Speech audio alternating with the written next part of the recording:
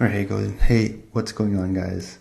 Today we're going to be talking about the electromagnetic shear energy tensor.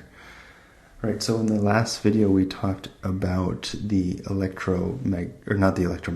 talked about the stress energy momentum tensor. This tensor is going to be a lot related, and we're actually going to spend quite a bit of videos really diving deep into the mathematics for this tensor, because it's not quite obvious how we are going to link electromagnetism to this thing. But the idea here is that electromagnetism is indeed going to bend space as well. And one of the consequences of that is looking at electrically charged black holes. And we're going to take a look at some of the metrics for these electrically charged black holes once we're done with these few videos on talking about how electromagnetism is going to integrate itself into these equations. So with that being said, make sure to hit that like and subscribe button. Make sure to go onto my Patreon page if you want to support the channel and see the notes. Now let's get straight into the content. Okay, so we're talking about the electromagnetic shear stress energy tensor. Again, the idea is that I want to get back at this point here. G mu nu is going to be proportional to T mu nu. T mu nu is going to have momentum components. And as we talked about, the momentum is going to result in shear stress within some volume and space. So shear stress, pressure as well.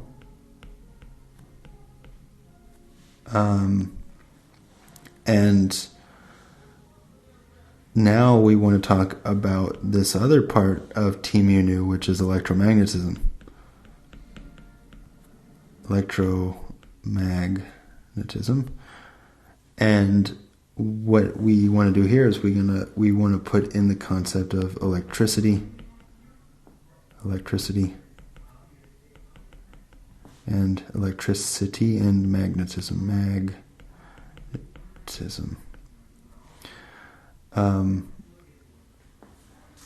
And it's quite natural to ask this question, right? Because particles can have charge to them. They don't just bounce around in a box and induce pressure and stress on the box. They bounce around in the box and they can have charge on them too. A charge is an intrinsic quantity of some, say, electron, and it's quantum as well. It's a quantum phenomenon. And we'll get into the quantum effects on this later. But the idea here is we also want to put in electromagnetism into the picture. So let's get started. We start off just by reminding ourselves what the curl and what the gradient of, or what a vector potential is and what a scalar potential is. The curl of the vector potential is another vector field, right? And so in electromagnetism, that's the magnetic field, is the curl of some underlying vector potential. The electric field is the gradient of the underlying potential, or the underlying scalar potential, right? So the scalar potential is this guy right here. So the gradient of this along with the gradient of this object as well. So curl, right? So you have some vector field and the vector that represents the curl at each point in space of this vector field. This is going to be given to us by the magnetic field, and then the gradient of this thing is going to be given to us by the electric field. We can combine these two pictures where we have curl and gradient of some underlying potential. And this is what our potential looks like, where it's going to have three vector components to it, x, y, and z. And then it's going to have a fourth component to it, which is the temporal component. We take the gradient of this thing, we're going to get the electric field, just as we've shown right here. And then if we take the curl of this thing, we're going to get the magnetic field, right? And that is this vector right here. So everything is going to be in terms of A. A is the underlying potential, the thing that's driving everything, okay? The curl of A is going to give us the magnetic field, and the gradient of A is going to give us the electric field. We can define the electromagnetic field tensor as a combination different components of the underlying potential, right? Because we said it's a vector field, so we take this. We're going to define this to be this guy right here. And then we're going to say, well, we can calculate F21, right? So F21, 1. And what you'll get when you do this is that this is the cross product between the gradient and the vector potential. And this is going to give us the BZ. Same thing here. We can calculate F13. That's going to give us By and so forth. We can do this for F13. We can do this for F23, right? So that should give us Bx. Similarly, we can calculate F4i. So I is going to be just the three, any one of the three spatial components, or any one of the other three components, right, other than the fourth one. So we have I and I, 4 and 4. We can calculate this, and what we get is something strikingly similar to the electric field.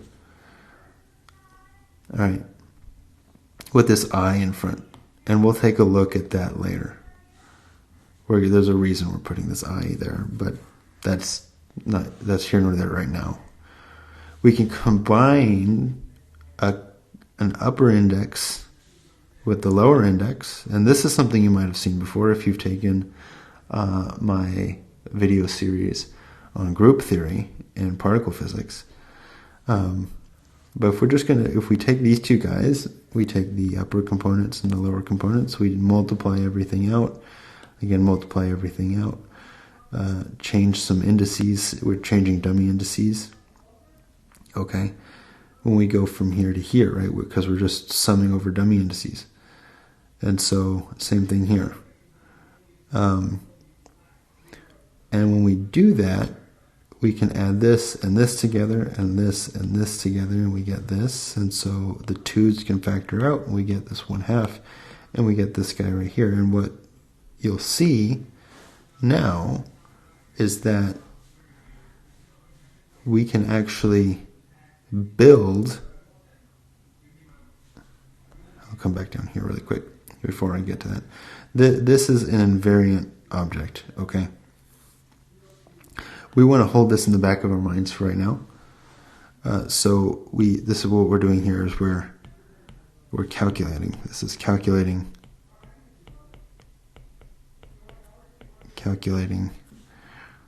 the invariant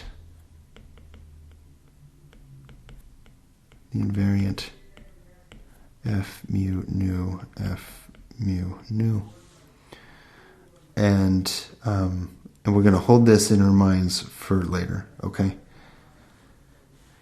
So what we've done is we've really just talked about the underlying potential, and the gradient of this underlying potential is the electric field, and the curl of the underlying potential is the magnetic field. So there's nothing crazy so far, and so we defined the underlying potential. We defined this object to be some weird combination. This almost seems arbitrary, but we'll see why this works later. This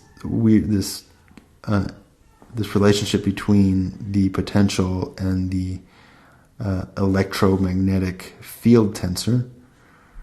Okay, the reason we do that now is because the elements of the electromagnetic field tensor can be attained by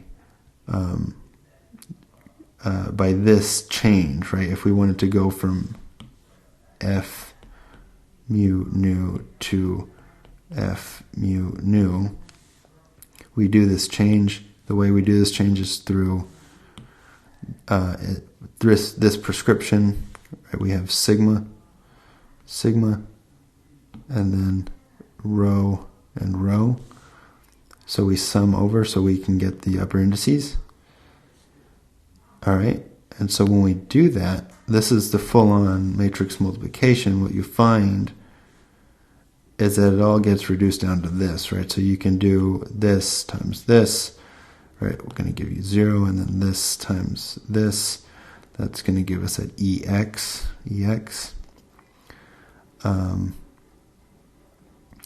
And then this times, so we did this times this, right? So that's going to give us 0. And then we do this times this. That's going to give us that negative EX. Okay, and then go down again, this times this, negative EY. And then this times this, negative EZ. And then we can do this times this. That's going to give us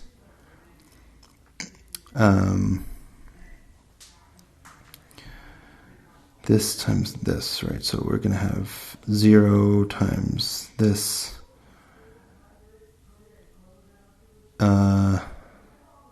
That should be negative.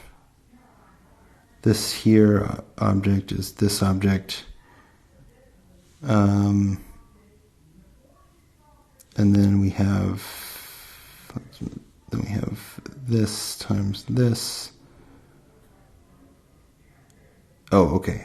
So I sort of skipped 2 steps here because we also have this matrix, right? So what ends up happening is that we really just flip E with negative E if we want to go from upper indices to lower indices. Okay. So you can actually go through the matrix multiplication, right? Because we're going to have, this is going to be negative because of this. And then we're going to multiply again with this negative 1. Okay. And that's why it's positive.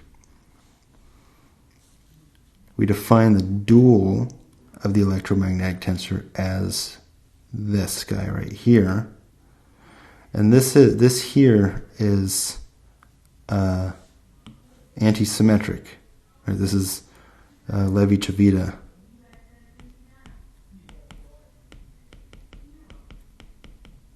Levi-Civita object, or a Levi-Civita tensor. We'll call it a symbol for right now because it's not quite obvious right now that this is going to be a tensor. We'll just call it a Levi-Civita symbol for right now. And it's symmetric about these 2 indices.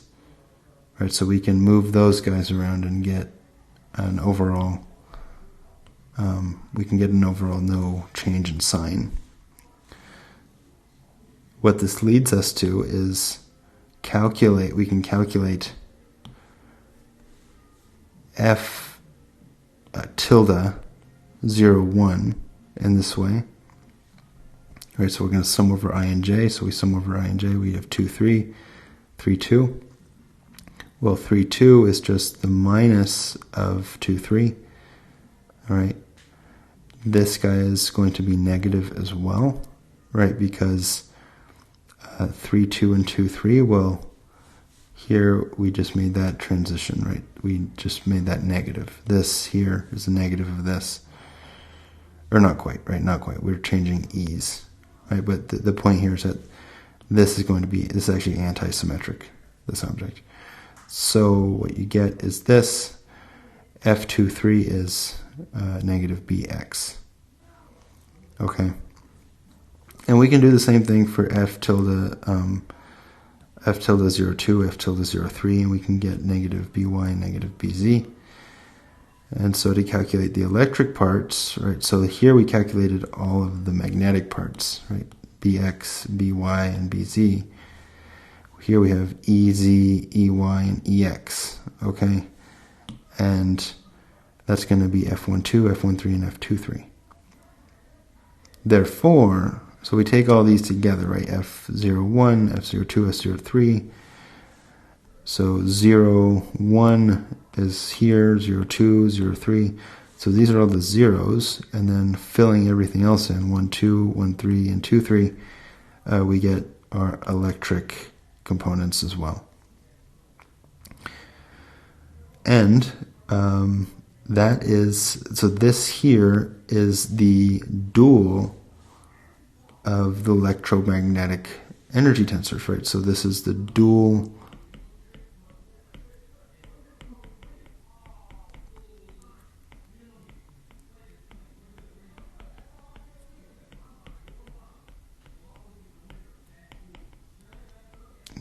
energy tensor.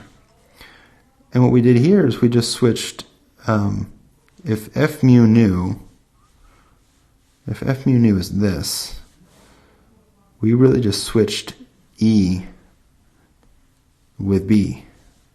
Right, so to get the dual, we switch E to B. Okay? And we switch E, so we switch E to B's and we switch B's, if we take a look again up here, to negative E. Right, so B went to negative E. So the prescription is this right here to calculate the dual. To calculate the contravariant components again, it was just to go from E to negative E, right? So E to negative E. So this is the covariant change, and this is the dual change. Right, so we could calculate, say, the dual of the covariant. We won't do that right now, but you can start playing around with these tensors. Right, so this is the electromagnetic energy tensor. So I'm going to take just a few minutes to talk about F mu nu, and T mu nu. And these two guys, on the face of it, don't look like they're really related to each other. One is the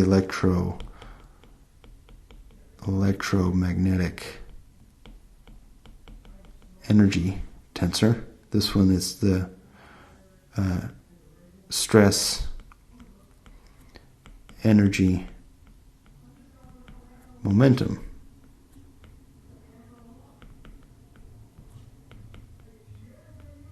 tensor. So electromagnetic tensor.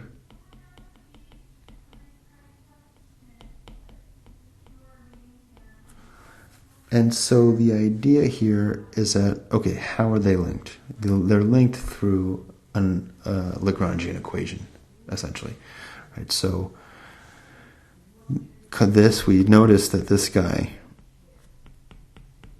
was some sort of invariant object. And that's going to be important because that's going to help us build that's an invariant quantity in the Lagrangian that we're going to be interested in.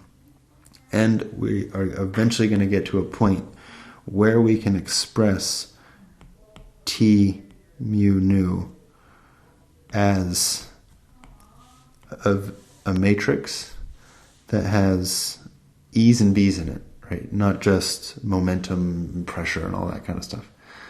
Okay. So when we do that, we're going to have E's and B's all over the place and different combinations of them, right? So this is a little bit misleading. I don't want to spoil anything. Right? I don't want to spoil anything because this is actually very, very interesting, and this is going to help us get into once we find out that T mu nu is related to electromagnetism. So we put electromagnetism into this.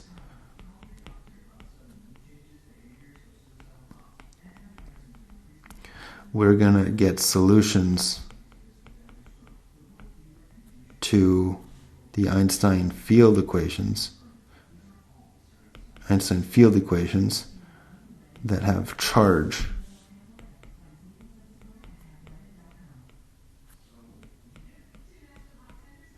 And that's going to lead us to charged metrics.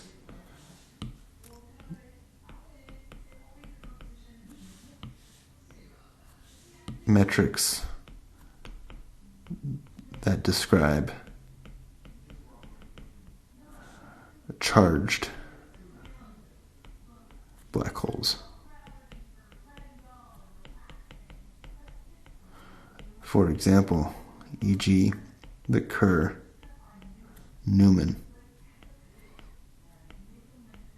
black hole.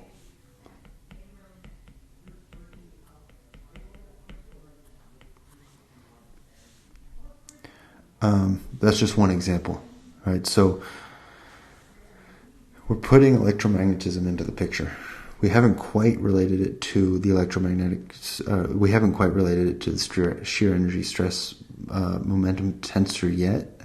It's going to take a few videos to do that, but not a lot of videos do that on YouTube. I think I might be the first. And so, with that being said, make sure to hit that like and subscribe button.